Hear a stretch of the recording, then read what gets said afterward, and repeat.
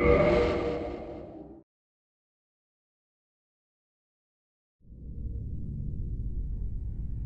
fallen leaves tell a story.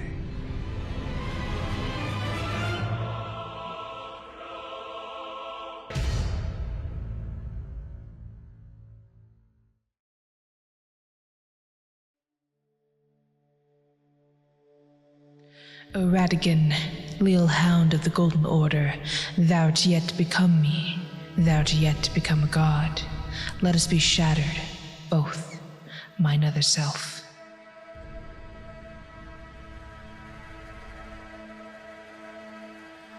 Twins are peculiar. That is not coming from a position of anti-twin ideology, but rather how twins have historically been perceived in cultures. Whether they come from societies where it is a frequent occurrence or not, twins are seen in a dualistic light. Some cultures see the birth of twins as a sign of auspicious blessings or luck. Others perceive it as an omen of misfortune or even a signifier of infidelity. And cultural mythologies reinforce this divergence from the norm of birthing one child at a time by applying it to their greater cosmologies. Twins in mythology often fall into two distinct camps. They are either opposites destined for conflict, or they are two living fragments or aspects of a once greater whole. The latter certainly applies for the Yoruba people of West Africa, who have the highest rate of dizygotic or non-identical twin births in the world.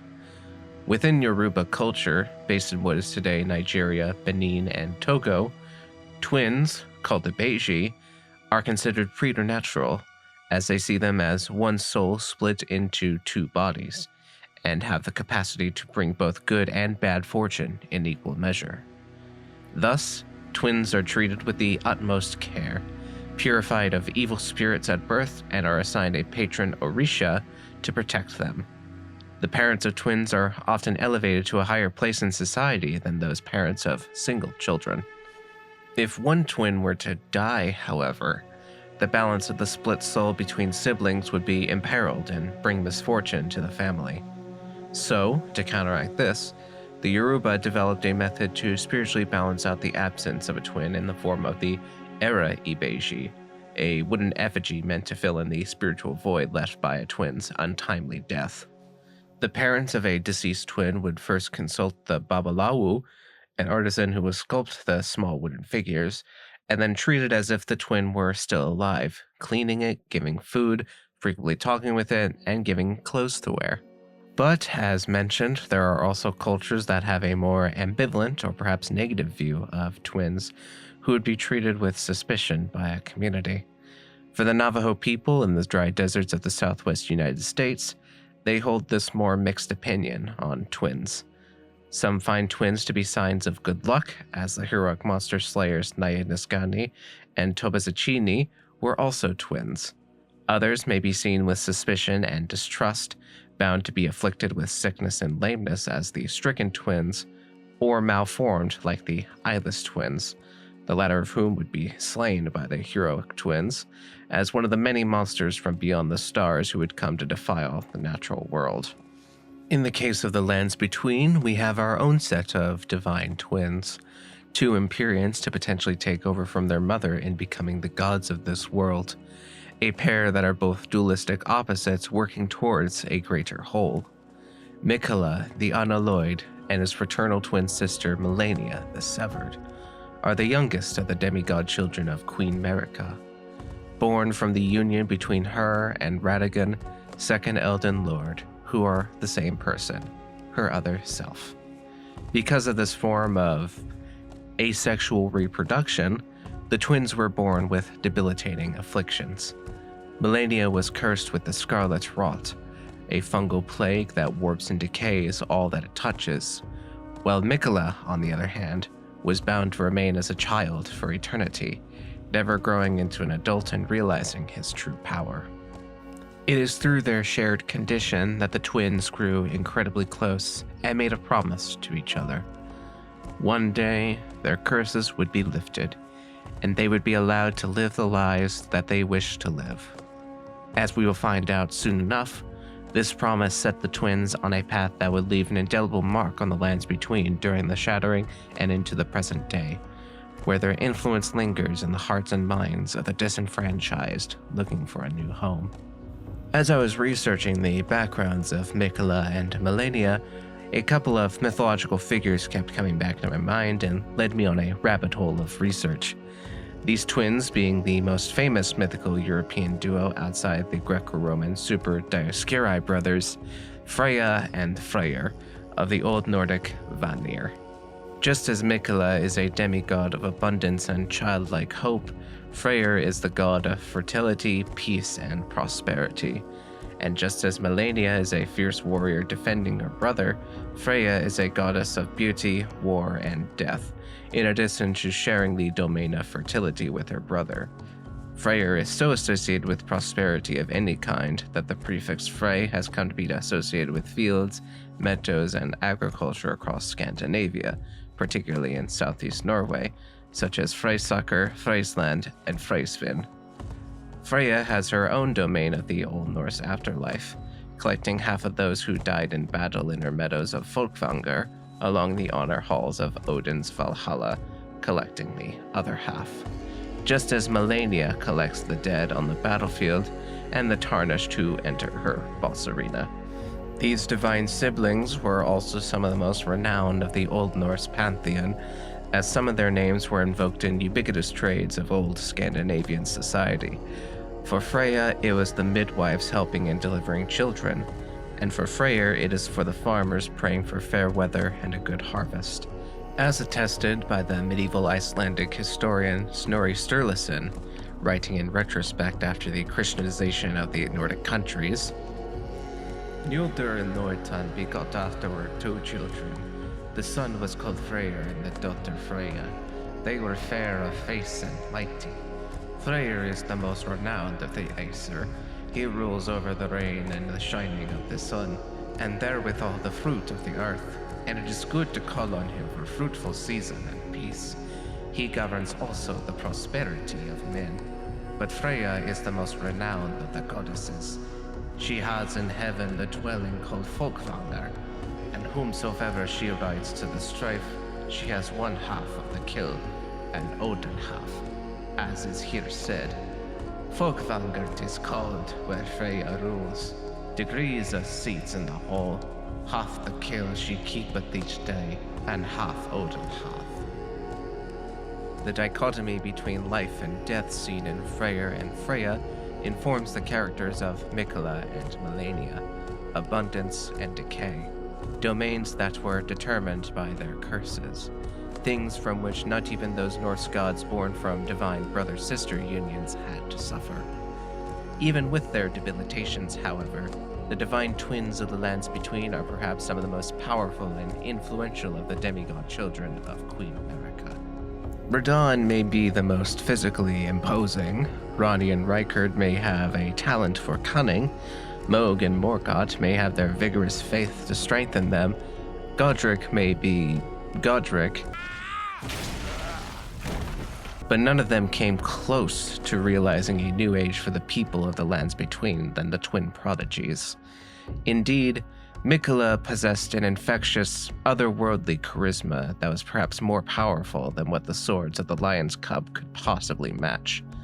A charm so powerful that he swooned and swayed, compelling the affections of the many inhabitants of the lands, and it was his influence over people that spurred his sister to regard him as the most fearsome Empyrean of all. And Malenia? Well, we only need just words to know the sheer strength and skill she possesses against all who stand in her and her brother's way. I am Malenia, Blade of Miquella. Miquella held a particularly close relationship with his father, Radigan, with whom he grew up as an adherent to a fundamentalist sect of the Golden Order. It is within this denomination that focused on the core beliefs of the Order's logic, namely causality, the pull between meanings which links all things in a chain of relation, and regression, the pole of meaning and the yearning to converge, outward and inward motion, twin laws of existence.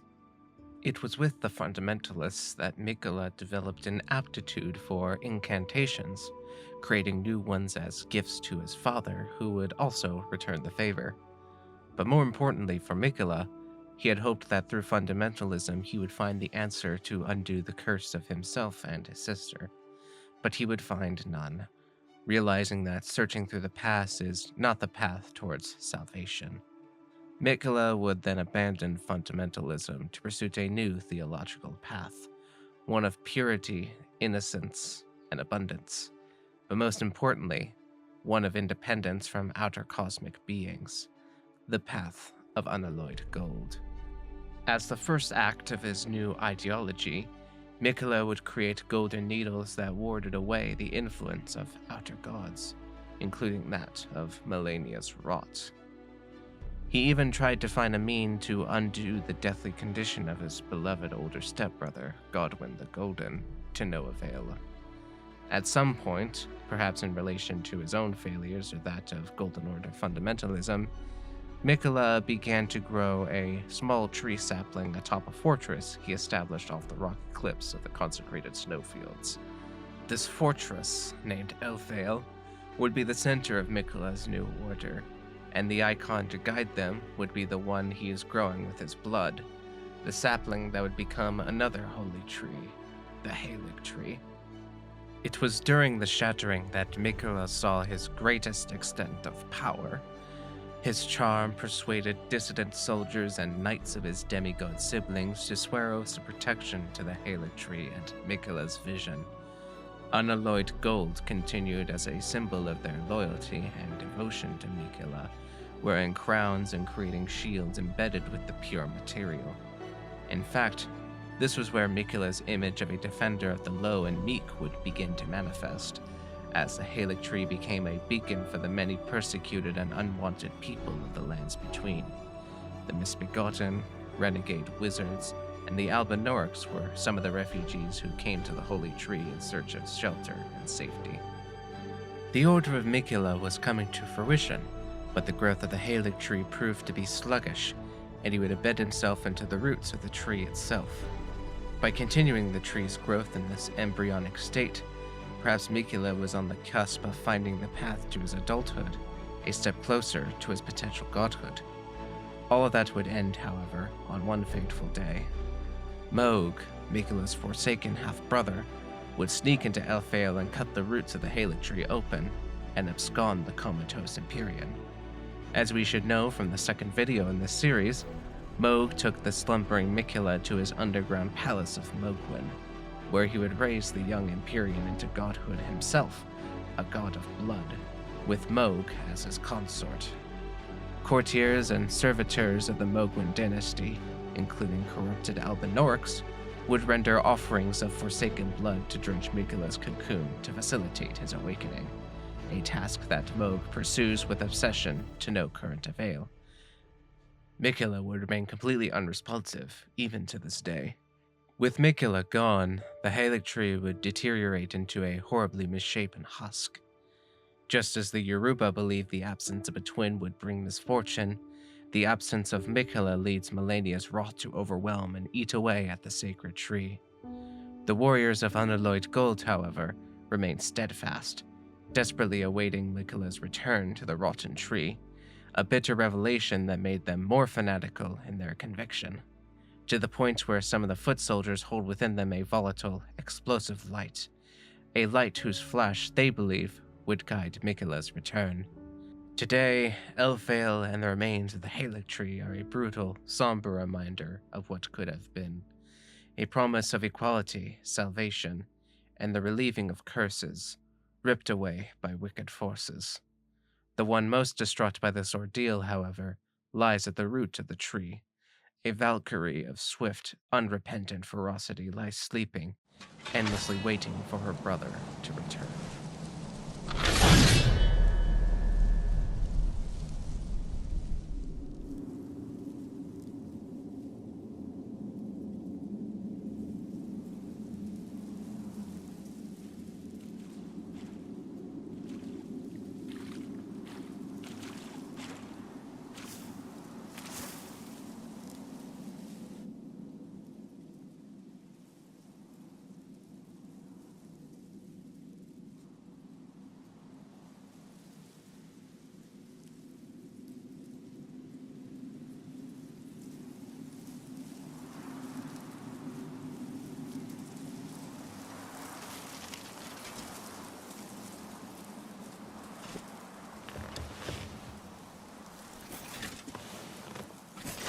dreamt for so long.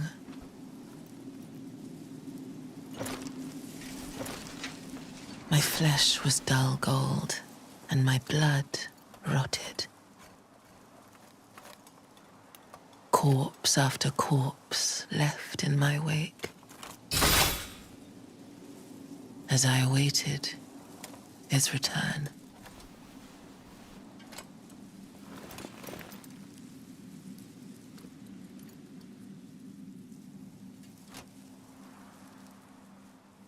Heed my words. I am Malenia, Blade of Miquella.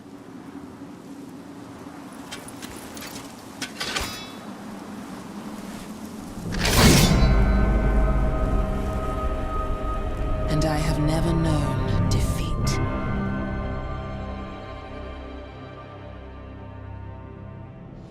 Malenia the Severed, the Blade of Miquella, has always been her brother's protector, even as she cannot protect herself from fate. For Malenia, born of one god, she is afflicted with the Scarlet Rot, an ancient pestilence dating to prehistory, when nameless lords would infect themselves, the mushrooms that sprout from the flesh, their holy vestments in reverence to a god of rot. For the rot twists and deforms the bodies and minds of human and beast alike, eating away their wits and besetting them with horrific nightmares. Some men transformed by the rot become kindred, a horrific amalgamation of human and insect, awaiting the return of their revered goddess of rot, whom Malenia is destined to become. Not even the earth itself is safe from the influence of the rot, as the infection brings forth fungal growths and flower buds that only bring death. The only means to stave off the rot is with fire, something that the Knights of Radahn have mastered since the Shattering, since the day that their master lost himself to the rot. Malenia would be born with the influence of the rot at her core. A sickness that would normally kill, instead, became an impetus for her mastery of the art of war. As she grew up, losing limbs to the rot, her beloved brother would craft for her limbs of unalloyed gold to stifle the spread. But this was only the beginning. Later in her youth, Malenia would encounter he who would become her mentor, a blind, blue-garbed swordsman of unknown name and origin, who wielded a blade patterned after flowing water. For as the legends state, the blue swordsman sealed away the very god of rot from ages ago, the same one that controls the scarlet rot, locked away underground to fester. Just as still waters turn foul, stagnation leads to decay. Warriors must remain ever drifting, and the swordsman taught Malenia the dance that granted her wings of unparalleled strength. As the watery flow of the blade imprints into her technique, Malenia became the Valkyrie of the battlefield. And what would a Valkyrie be without loyal attendants by her side? As would be typical of a demigod, Malenia attracted a devoted coterie of loyal, armor-clad servants, the Cleanrot Knights, who vowed to fight next to her despite the gradual putrefaction of their flesh. Her feats attracted worshippers as well, from hermit monks to the royal House Murray, who believed her to be a goddess. For the members of House Murray in particular, cursed with sickness since birth, they were naturally drawn to Malenia, who, despite her rot and requiring a prosthesis to fight, became such a powerful warrior, an inspiration for the family line to rise above and persevere in the face of fate. Fate, however, cannot be stopped, not even for the Valkyrie, as she would be inevitably drawn into the bloodshed of the Shattering. Like her brother, she claimed a great rune of the Elden Ring, hers being half-rotted but infused with her spirit of resistance. Malenia would act as her brother's defender as he pursued his quest to grow the Halig Tree, and through her actions has won many battles against the demigod siblings, never knowing even the slightest taste of defeat, unlike her opponents, including poor old Godric the Grafted. However, it was also during this time that Miquella would be kidnapped, and Malenia, perhaps after learning this, or maybe even before she would know, would find herself in the Caelid wilds. It is here Malenia would face her half-brother Radon, the last two demigods left standing in the Shattering. Among the wildlands of Caelid, the Redmanes and Cleanrot Knights clashed, and the two demigods fought a bitter duel. At the climax of the battle, Malenia impaled herself atop the giant Radon. Knowing that she could not defeat the Star Scourge in a fair battle, unleashed the scarlet rot within her. Her first bloom, the first step towards the path of godhood. Malenia's blooming of the scarlet rot irrevocably transformed Caelid, turning it into the rotting wasteland we know of today. The site of the final battle became the swamp of Ionia, where the revenant Cleanrots endlessly wandered the mire. Radon survived the ordeal, but was infected with the rot, which ate away at his wits of generalship and cursed him ever to wander the battlefields as a devouring beast, one that would only be put down honorably by a tarnished champion. Malenia herself was left into a coma after the ordeal, to be rescued by one of her Cleanrot Knights named Finlay, and brought back to the Halig Tree. With Miquella absent to counteract his sister's rot, the Halig Tree began to wither away. Malenia would slumber for some time within the withered husk of the tree, until her slumber would be disturbed by a tarnished champion seeking her great rune. And she would succumb to the rot once again, and blossomed a second time, reborn as the goddess of rot. Wait.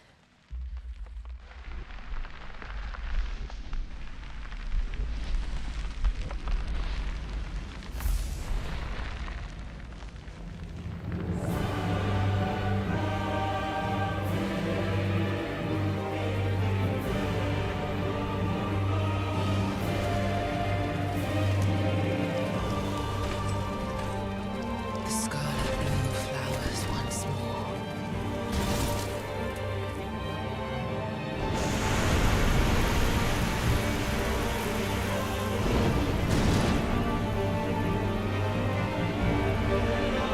You will witness true horror.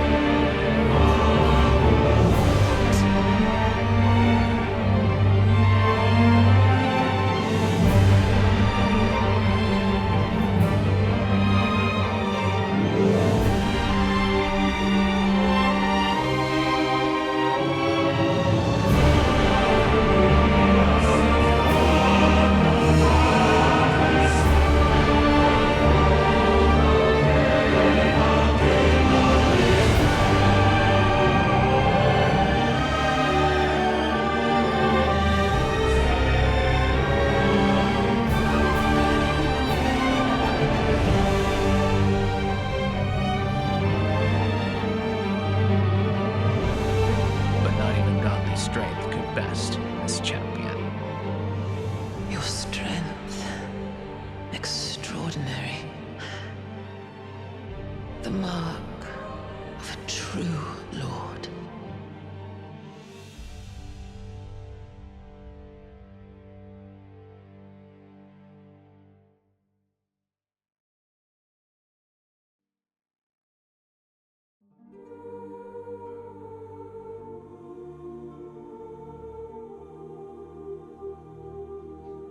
For as long as humankind has known, there have always been dichotomies. Good and evil, rich and poor, light and dark. We use storytelling to explain these opposing forces, to become conscious of these binaries, arbitrary and otherwise. When there is life and death, there are gods like Freyr and Freya who rule those fundamental domains of living.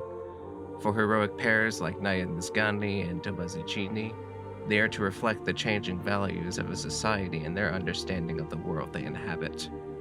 For the divine prodigies of the lands between, Miquella and Malenia, it is to synthesize their differences, abundance and decay, as a means to tell a story of moving beyond stagnating institutions to imagine a better world.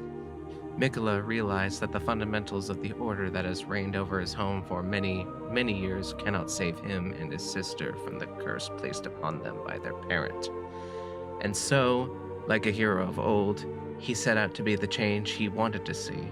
But unlike the heroic Navajo twins, he would be devoured whole by alien forces seeking corruption.